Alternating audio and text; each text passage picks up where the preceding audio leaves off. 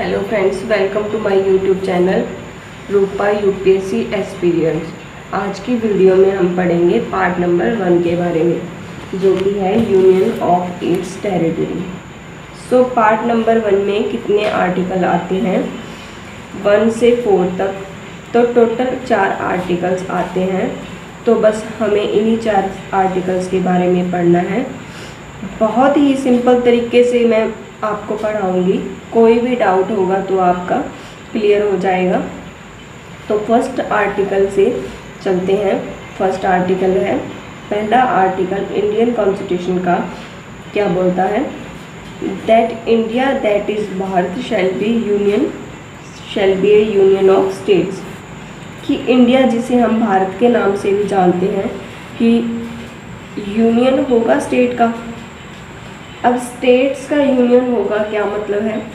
इसमें यूटीज़ नहीं आएगी, केंद्र शासित प्रदेश नहीं आएंगे। तो वो अब हम पढ़ते हैं फर्स्ट आर्टिकल में।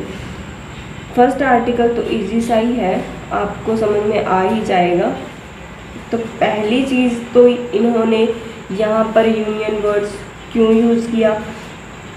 कोई और वर्ड जैसे फेडरेशन हो गया या फिर कुछ और वर्ड्स कोई क्यों नहीं यूज़ किया? सिर्फ यूनियन ही यूज़ क्यों किया? यूनियन का मतलब है कि कोई एग्रीमेंट, ये सभी स्टेट्स से, कि गोवा है, महाराष्ट्र है, राजस्थान है, कर्नाटका है, गुजरात के सारे स्टेट्स हैं, गुजरात सारे स्टेट्स हैं। तो इन सब का एग्रीमेंट नहीं है, इन्होंने एग्रीमेंट साइन नहीं किया है इंडिया के अंदर रहने के लिए। ये इंडिया का ही पार्ट है, ठीक है। Second thing is no state has the right to get separated from it. किसी भी स्टेट के पास इतना अधिकार नहीं है कि वो इंडिया से अलग हो जाए। मान लीजिए महाराष्ट्र बहुत पावरफुल हो गया है, रेवेन्यू हो गया है, वो इंडिया से अलग होना चाहता है, तो ये राइट ही नहीं है उसके पास, ठीक है। सो इसीलिए कहा जाता है जो इंडिया जो है यूनियन ऑफ स्टेट्स है, right. Now territory of India क्या होता है? हम पढ़ते हैं ना यूनियन एंड इट्स टेरिटरी। तो टेरिटरी वर्ड का मतलब है एक क्षेत्र, एरिया। अब इसमें क्या क्या आता है? इंडिया की जितनी भी स्टेट्स हैं, इंडिया की जितने भी यूटीज़ हैं, जितने भी राज्य हैं और जितने भी केंद्र शासित प्रदेश हैं, plus other territories acquired by India.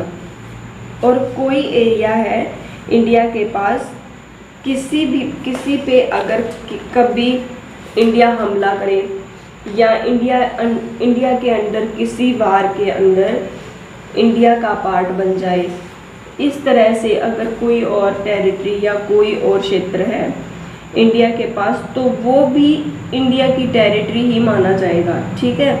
ये है फर्स्ट आर्टिकल कि इंडिया जो कि भारत है, it shall be A union of states.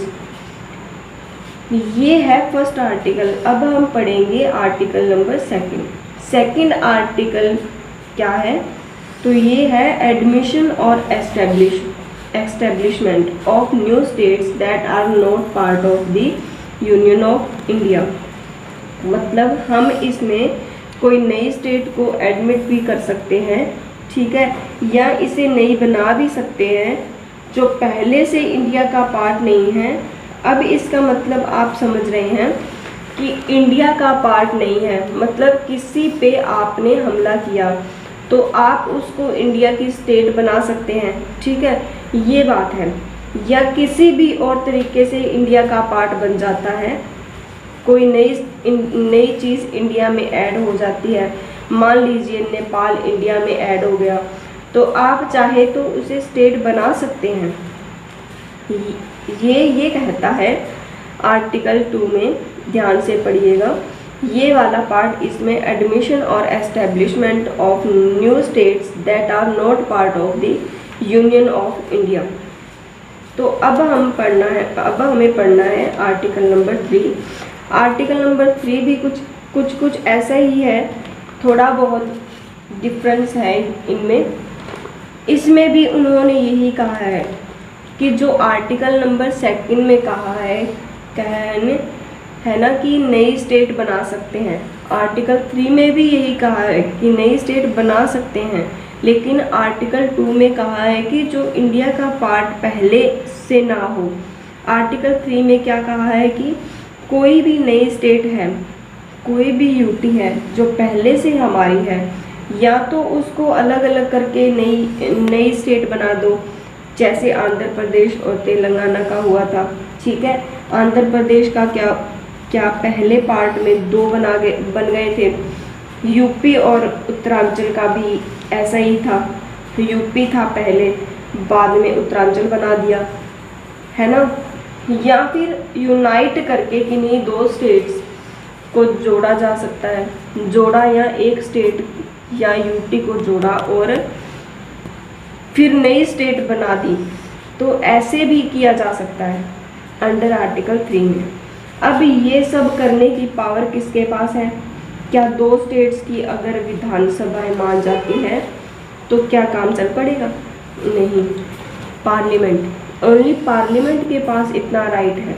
ठीक है, the parliament has the power to increase और diminish the area of any state और टू अल्टर द बाउंड्रीज और नेम्स ऑफ एनी स्टेट्स। मतलब हमारा जो पार्लियामेंट है, सिर्फ इसी के पास इतनी पावर है कि या तो ये किसी स्टेट के एरिया को बढ़ा सकता है या कम कर सकता है, या नाम चेंज कर सकता है। ये वाला क्वेश्चन हमेशा बनता है एमसीक्यूज में, किसके पास इतनी पावर है? पार्लियामेंट के पास। ठीक है, प्रोसीजर जो है इज़ वेरी इम्पोर्टेंट, कि प्रोसीजर क्या रहेगा इसका। ठीक है, इसके बारे में थोड़ा सा पढ़ लेते हैं। तो प्रोसीजर में फर्स्ट पार्ट है बिल पास करना पड़ता है किसी भी हाउस में, पार्लियामेंट के किसी भी हाउस में, या लोकसभा में या राज्यसभा में, बट उसके लिए प्रायर रिकमेंडेशन होनी चाहिए प्रेसिडेंट, मतलब प्रेसिडेंट के साथ पहले डिस्कशन होनी चाहिए, मतलब प्रेसिडेंट की हामी होनी चाहिए चीज़ में, फिर आप बिल पास कर सकते हैं। पार्लियामेंट के किसी भी हाउस में किसी स्टेट के एरिया को कम ज़्यादा करने में या फिर नाम चेंज करने के लिए, now if it affects the boundary और नेम ऑफ एनी स्टेट, जो फर्स्ट है स्टेट लेजिस्लेचर रेफर।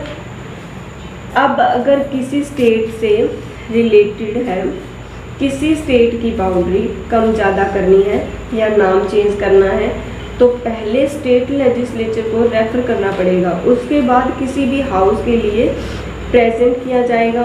लेकिन अगर किसी यूटी का कर रहे हो स्टेट लेजिस्लेचर में, देने की ज़रूरत नहीं है, तो सीधा पार्लियामेंट में जाएं। ठीक है, now express views with in time limit.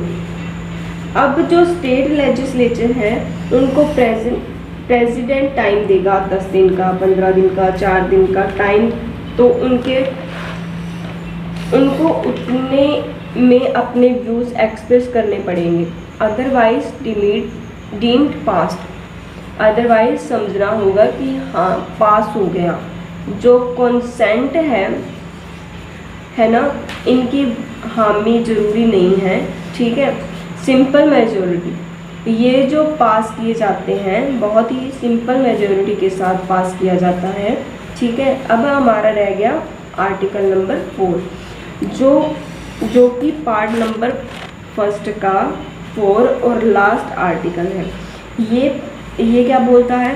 Laws made under article 2 and 3 are not to be considered as amendment of the constitution under article 368। इसका क्या मतलब है? पहले आपको ये बता दूं कि आर्टिकल 368 बोलता है कॉन्स्टिट्यूशनल अमेंडमेंट, संविधान में संशोधन। कोई भी चीज़ आपको चेंज करनी है तो संशोधन के थ्रू अंडर आर्टिकल 368 कर सकते हैं।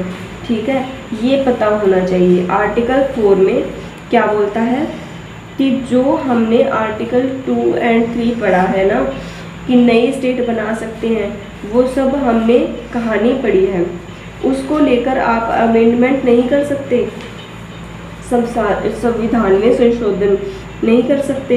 वो जैसा है वो वैसा ही रहेगा। पार्लियामेंट के पास पावर है, पार्लियामेंट के पास ही रहेगी, स्टेट के पास नहीं जाएगी। ठीक है, सो आज की वीडियो में इतना ही। मैंने आपको 4 आर्टिकल पूरे अच्छे से कंप्लीट करवा दिए हैं। आई होप आपको कोई डाउट नहीं रहा होगा। फिर भी अगर आपको कोई डाउट है तो आप कमेंट सेक्शन में पूछ सकते हैं।